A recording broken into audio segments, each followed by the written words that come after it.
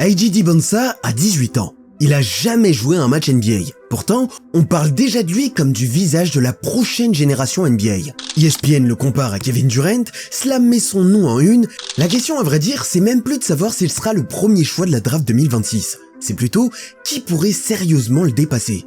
2,6 m, un contrat avec Nike avant l'université, mais il y a un truc qu'on vous dit pas. Personne ne vous parle de son vrai niveau. Et c'est ce que je vais faire dans cette vidéo. Culture. Le 29 janvier 2007, à Brockton dans le Massachusetts, AJ Dibonsa naît dans une famille où le basket est déjà présent. Et dès que AJ commence à marcher, il passe ses après-midi dans les gymnases où son père donne des cours, à jouer avec des ballons trop grands pour lui, pendant que les sessions d'entraînement des joueurs de son vieux s'enchaînent autour de lui. Entre 6 et 9 ans, il joue dans les ligues locales, d'abord les Boys and Girls Club de Brockton, puis quelques équipes AAU du coin, et enfin des tournois de week-end dans tout le Massachusetts. Son père va devenir son premier vrai coach et insiste lourdement sur le footwork, la main faible et la lecture défensive. AJ, il passe des heures à regarder des matchs NBA, mais ce qui le fascine vraiment, c'est cette capacité à anticiper les rotations et à prendre les bonnes décisions au bon moment. Entre 10 et 12 ans, AJ il va pousser d'un coup, il gagne en explosivité et il commence à attaquer les close-out en un seul dribble et à finir au cercle malgré le contact. Les tournois AAU régionaux deviennent trop petits pour lui, et les observateurs qui passent dans les salles commencent à noter son nom avec une mention récurrente. Joue déjà une catégorie au-dessus de son âge. Dans les tournois, on parle de lui comme du meilleur de la salle, parce qu'il joue déjà une catégorie au-dessus de son âge et tourne autour de 15 points par match en moyenne dans les gros tournois. Les premières vidéos commencent à circuler sur YouTube et l'été de cette année-là, il explose dans les tournois ABL et domine complètement sa catégorie d'âge. Et c'est là que tout va changer pour lui. En 2021, AJ il arrive dans un lycée privé avec un programme basket solide mais sans rayonnement national. San Sebastian, c'est le genre d'endroit où un bon joueur peut briller localement sans jamais franchir le mur de l'anonymat. Sauf qu'AJ, il ressemble déjà plus à un lycéen normal. Dès le premier match de sa saison freshman, il commence titulaire et termine meilleur scoreur de l'équipe. Il force jamais rien, il attend que le défenseur s'engage sur le close-out, il lit l'aide avant qu'elle n'arrive, il attaque l'épaule faible et finit au cercle ou ressort sur le shooter ouvert si la défense vient en aide. À 14 ans, il joue déjà comme quelqu'un qui a compris que le basket se gagne sur les lectures et non pas uniquement sur les aptitudes physiques, en tout cas pas à haut niveau. La saison suivante 2022-2023, les chiffres commencent à parler d'eux-mêmes. 19,1 points par match, 9,6 rebonds, 60% au tir, 41% en 3 points. Son équipe termine avec un bilan de 26 victoires pour 2 défaites et se qualifie pour la finale de conférence. AJ devient le premier joueur de l'histoire du programme à remporter le trophée Gatorade Massachusetts Player of the Year en tant que freshman. Une distinction qui force les observateurs à garder son profil à l'œil. En décembre 2022, il y a le Zero Gravity Prep Classic. C'est le premier tournoi où les caméras nationales se placent pour le voir jouer.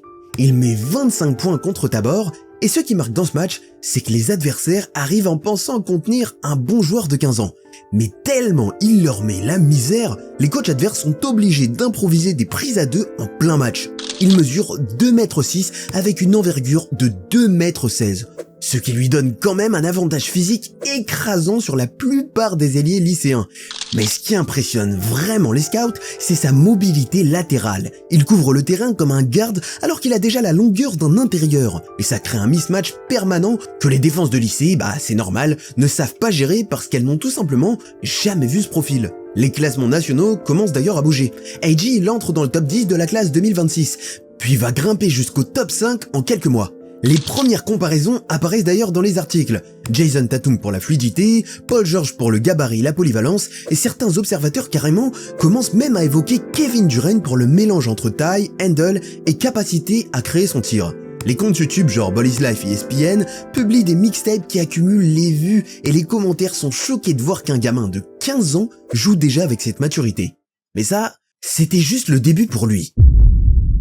L'été 2023 arrive et avec lui, le circuit Nike ABL.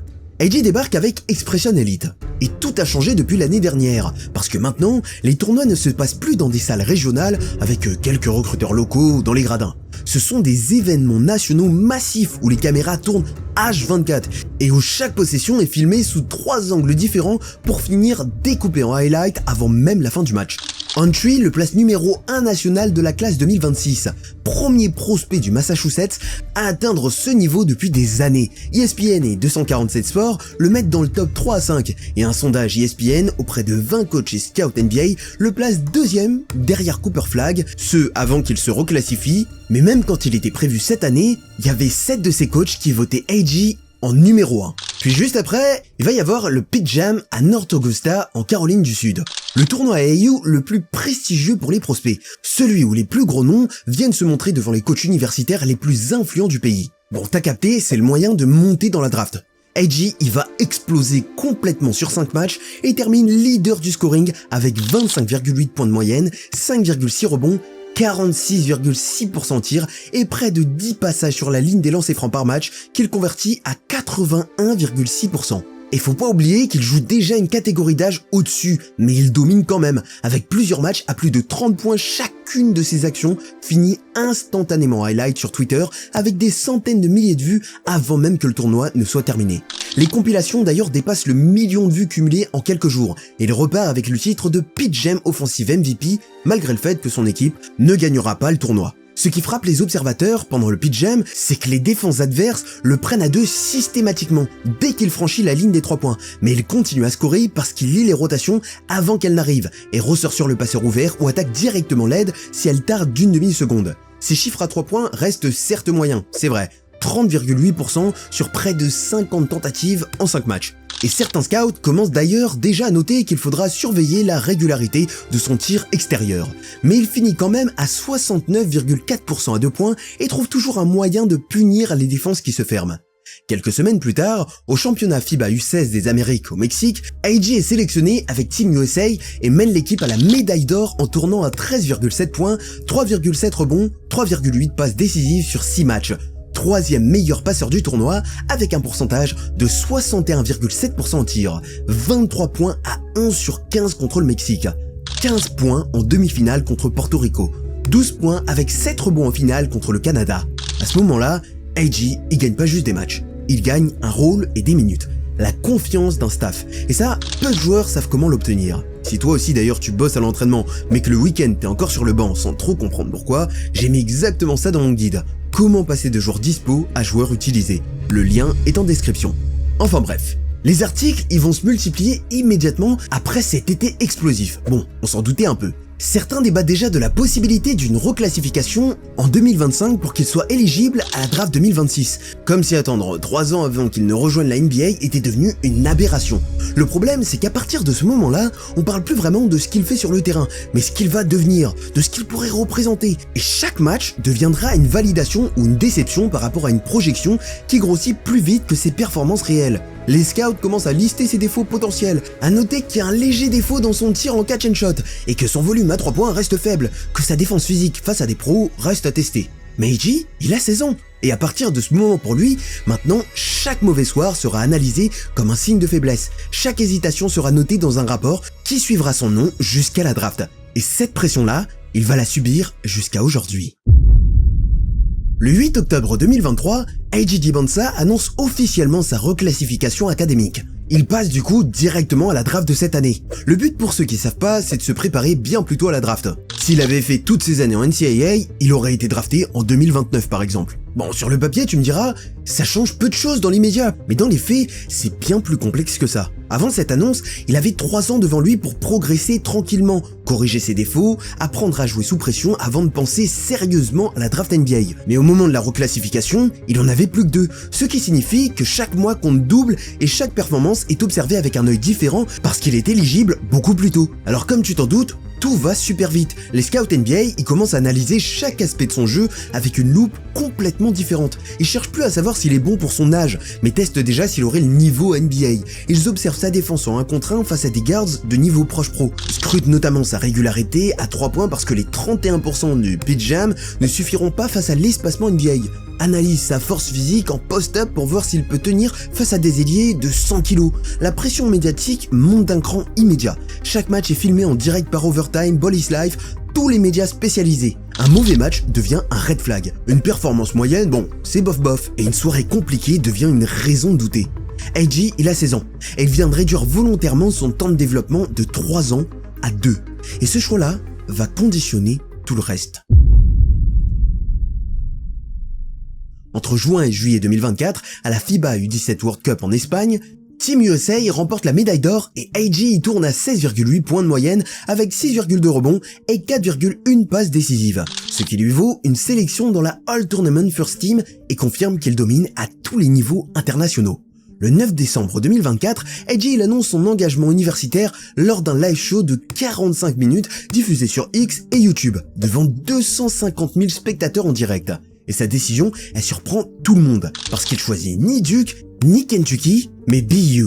Un programme en reconstruction qui vient d'intégrer la Big 12 où Mark Pop a construit une relation précoce avec lui et sa famille. Il sait qu'il aura un leadership garanti et une exposition maximale sans aucune concurrence interne pour le statut de première option offensive. Il refuse plus de 30 offres majeures. Les contrats arrivent immédiatement après son engagement et ils arrivent gros. Parce que Nike était déjà là depuis l'été 2024, mais l'extension qui suit en fait le premier lycéen depuis Zion Williamson à signer un deal multimillion garanti avant même de jouer un match universitaire. Fanatics signe avec lui pour un deal nil, centré sur les jerseys et le merchandising, estimé entre 2 et 3 millions de dollars. Et au total, sa valeur nil est estimée entre 4 et 5 millions de dollars avant même qu'il ne pose un pied sur un campus universitaire. Mais derrière cette réussite financière, la pression continue à monter parce qu'il ne représente plus seulement lui-même, mais des millions de dollars d'investissement de la part de marques qui attendent un retour sur chaque performance. En avril 2025, au McDonald's All-America Game à Chicago, il termine le match avec 22 points à 8 sur 12 au tir, dont 4 sur 6 à 3 points, 7 rebonds, 4 passes et 2 steals pour remporter le titre de co-MVP.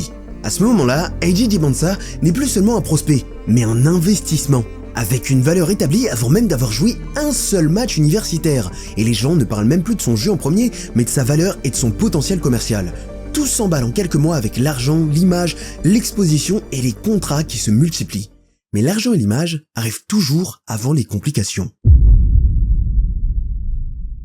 En novembre 2025, AJ arrive à BU pour son premier match NCAA et le Marriott Center est plein avec 18 000 personnes dans les gradins qui scandent Dibonsa dès son introduction sur le parquet. Rien de spectaculaire, mais solide. Le problème, c'est que personne n'attendait solide, mais dominant. Après le match, quand les journalistes lui tendent le micro, AJ répond simplement « Je commence simplement ». Mais les scouts notent déjà dans leur carnet que le volume à 3 points reste limité et que les 33% de réussite extérieure en début de saison vont devoir progresser. La NCAA, c'est plus le lycée. Les défenses sont préparées spécifiquement pour lui avec des game plans qui commencent par stopper Dibonsa. Les joueurs sont plus âgés, plus forts et les espaces sont beaucoup plus fermés qu'en AAU ou en high school. Les rotations défensives aussi arrivent plus vite, les aides sont plus disciplinées, AJ, il peut plus attaquer l'épaule et finir systématiquement comme il le faisait à San Sebastian. Après bon, les 15 premiers matchs de la saison, jusqu'à mi-décembre 2025, il tourne à 21,4 points de moyenne avec 7,2 rebonds. BU démarre avec un bilan de 12 victoires pour 3 défaites et entre dans les top 25 nationaux avec des chiffres qui sont bons, très bons même. Il y a des soirs franchement où il explose complètement. Mais après, son jeu s'adapte au fur et à mesure de la saison, avec moins d'isolation pure qu'en début d'année, parce que son usage baisse de 35% et qu'il comprend qu'il doit jouer davantage en pick and roll, en pick and pop, en drive and kick pour créer des opportunités pour ses coéquipiers et éviter surtout de se faire piéger par les prises à 2 systématiques. Défensivement, il switch sur les postes 1 à 4 sans problème, grâce d'abord à sa longueur et sa mobilité, mais il est encore en difficulté face aux vrais intérieurs qu'il domine physiquement en post-up. Physiquement, c'est vrai qu'il a progressé depuis l'été, et mesure maintenant officiellement 2,6 m pour 95 kg, avec une envergure de 2,18 m après avoir ajouté du muscle pendant l'intersaison avec les programmes Nike, ce qui améliore son explosivité verticale notamment et sa capacité à absorber les contacts. Les scouts d'ailleurs, ils notent que sa création de tir reste élite, avec 40% de réussite sur les pull-ups, qu'il est une menace constante en transition et que sa vision de passe génère plus de 4 assists par match en Big 12. Mais les questions persistent parce que son tir à 3 points reste inférieur au 38% minimum attendu pour un ailier NBA moderne. Sa défense latérale contre les gardes rapides est encore à parfaire et sa capacité à créer en half-court dans des systèmes encombrés soulève des doutes chez certains analystes. Les articles ne parlent plus vraiment de sa saison à BU, mais de ce qu'il sera dans 2 ans, dans 5 ans. Alors est-ce qu'AJ Dibonsa est le futur de la NBA? Je sais pas. Parce que pour l'instant, il est prometteur, exceptionnel même pour son âge. Mais être prometteur ne suffit pas toujours dans la grande ligue. L'histoire de la NBA est remplie de prospects générationnels qui n'ont jamais atteint leur plafond ou pire, de numéro 1 de draft qui ont disparu après quelques saisons et sans compter les talents immenses écrasés par des attentes trop grandes trop tôt. IG, il a tout pour réussir, et je lui souhaite, mais il devra encore prouver qu'il peut dominer face aux meilleures défenses du monde. Pour l'instant, on peut que regarder et attendre de voir si la promesse devient réelle ou un vague souvenir. Donne-moi ton avis en commentaire, est-ce que ça sera le prochain visage de la NBA? N'oublie pas, t'as le guide en description et clique sur cette vidéo si tu veux voir le problème actuel autour de Ja Morant.